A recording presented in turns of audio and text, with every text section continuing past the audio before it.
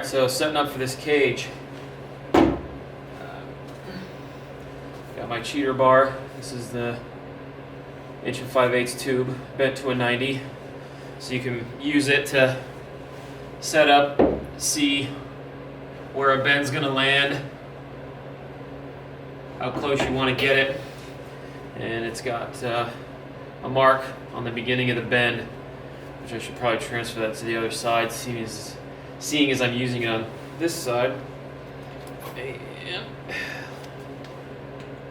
do that right now.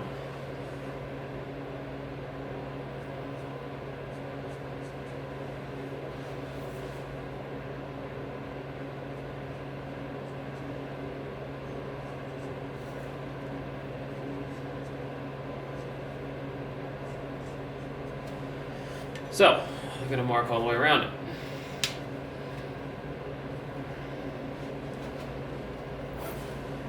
Now, since this cage is tying into the frame, I'm going to use the top of my frame rail as the bottom of the cage, because there will be outriggers back here where the old cab mounts used to be coming out, tying the cage in, and that's what the body will mount on too. So, first thing,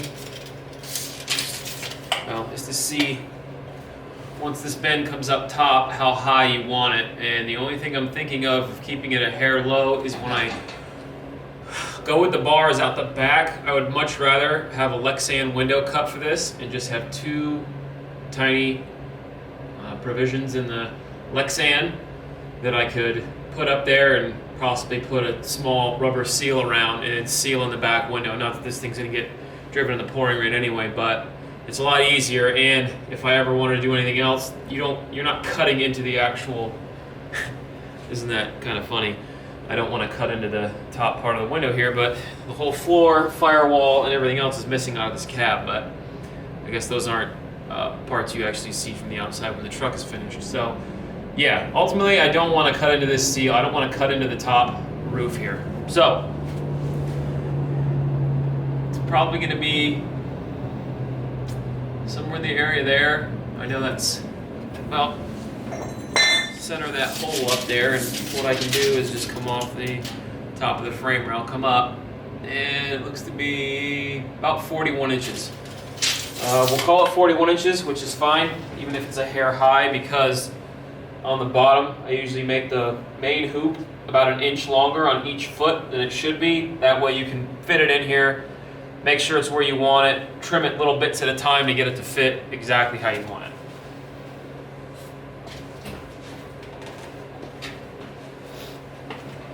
So, first thing we're going to do is find out, I know already, obviously, the cage is going to come out and not be as close as I originally wanted it in here, because I wanted to have the door bars come out and miss the inside of the door frame here. I didn't want to have to chop into the door frame either.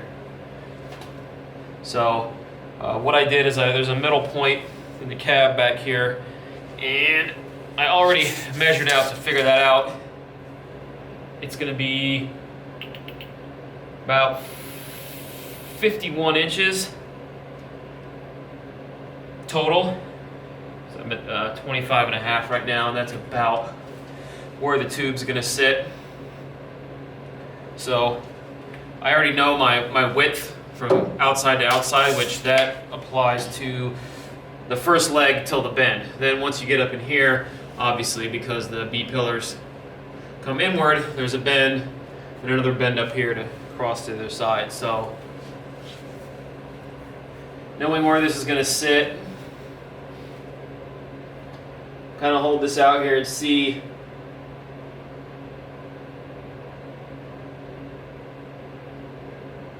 where she's going to bend at. It looks like the first bend is going to be right on the bottom. I don't know if you can see this because it's all black in here. So it's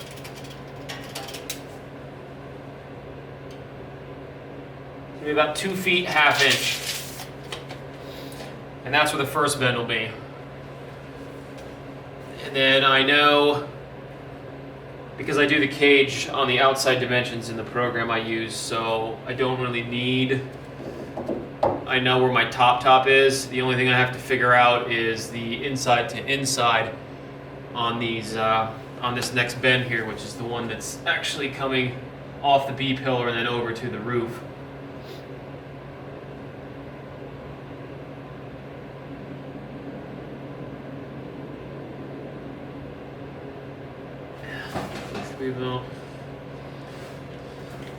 Right there, so I also have another center point.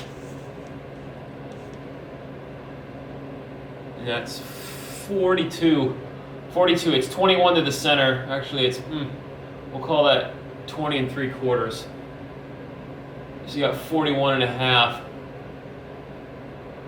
So 41.5 is going to be the outside to outside dimension for the very top. And that pretty much does it for the main hoop. It's actually the easier part. The harder part is going to be bringing the like the A-pillar bars off the main hoop, because they have to bend down along the A-pillar and they also have to roll out to squeeze up against.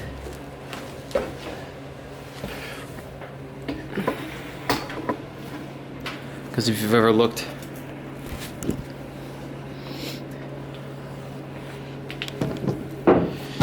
you can see if it was sitting plumb and level right now. Well, it is sitting, the cab is sitting plumb and level, but I'm saying if this was sitting straight down, it comes out just ever so slightly here. So that's where it's going to come up and then bend down and to the right a hair, and obviously to the left a hair on the driver's side. But for now, that's the main hoop, and I can go plug it into my program and it'll tell me how much tube I need. And I'm kind of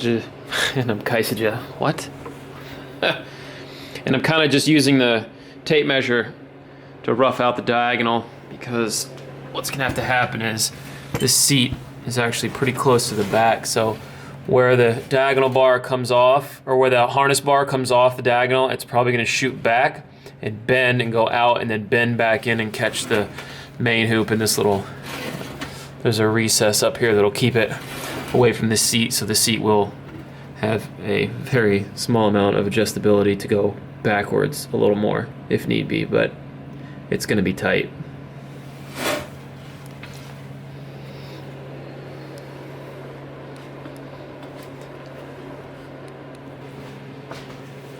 And also what I did is, I know where the main hoop is going to sit against this, and the reason why I'm doing this again is I was worried that the hoop was going to be too close to inside the B pillar, so when I tried to come out it would interfere with the door jamb right here. But knowing where the outside of the tube is going to be and where it's going to be at, kind of just loosely set this in here and eyeball it and see there's going to be plenty of room for the door bars on this. So obviously it's not going to be straight out, but it'll bend back, head up into the A-pillar bar.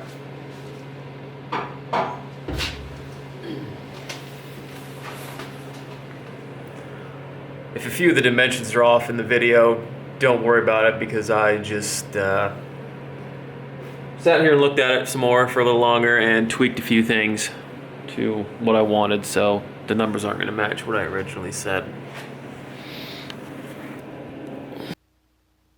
Okay, so I've opened my copy of Bentech Easy. This is not the 3D one, this is just the two-dimensional, kind of feed some numbers in and it'll basically tell you where all your bends are. I selected hoop, double bevel, should be outside dimensions,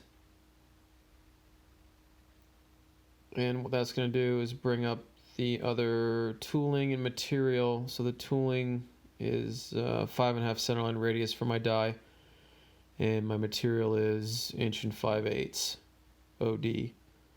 So I've already entered all that in, and then it brings up this, which is all your outside dimensions.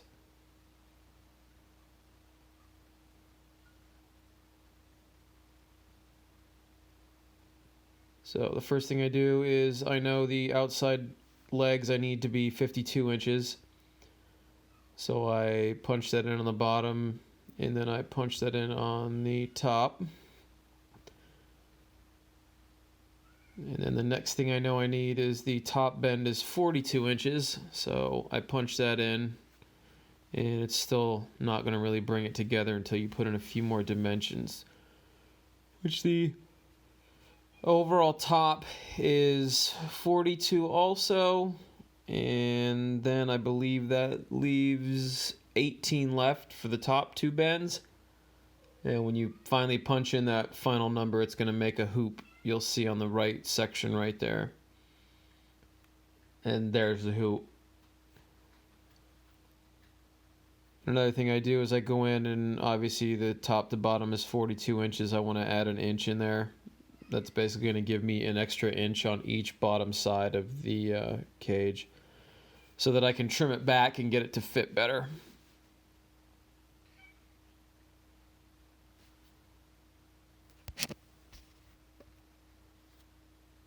And what you're going to see up top is basically the dimensions for cutting. So what you do is you get your tube laid out in a straight piece. You take the first piece, you take the first mark, and you go to 24 1/8. You bend it 16 degrees. You go to the next mark, which would be 38 5/8. You bend that 74 degrees. The next mark, 78 3/16. You bend another 74 degrees. And then the final mark, which is 98 3/8. You bend it 16 degrees, and that will essentially make your hoop.